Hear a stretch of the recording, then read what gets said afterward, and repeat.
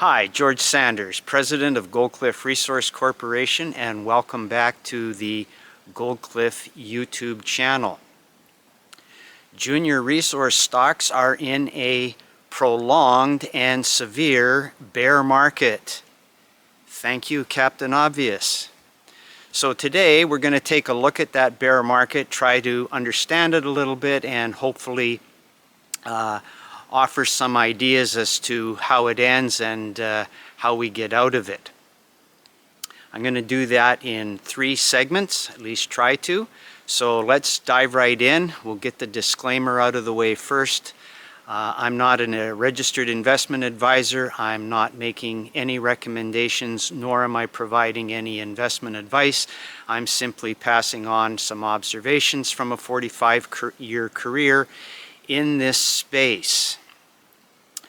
What we'll talk about is the great conundrum or the great disconnect.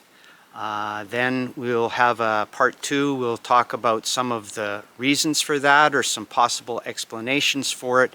And in part 3, we'll take a look at some ideas as to how we might get out of this. I'm recording this on the weekend of August 24/5. So the numbers I'll talk about are from Friday's close on August 23rd. The price of gold on Friday closed at $2,512. I'm not sure if that's an exact new all-time high close, but it's pretty darn close.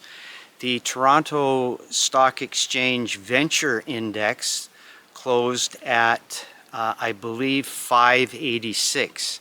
Now, in February of 2022, the price of gold tried to break through the $2,000 barrier, and one of the dates there it closed at 2,043.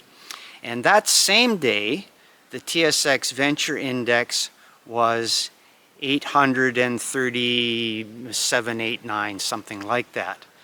So what we've seen in that time is the price of gold tack on roughly 25%, while the stocks of the companies that explore for and develop the new precious metals deposits have declined almost an equal percentage.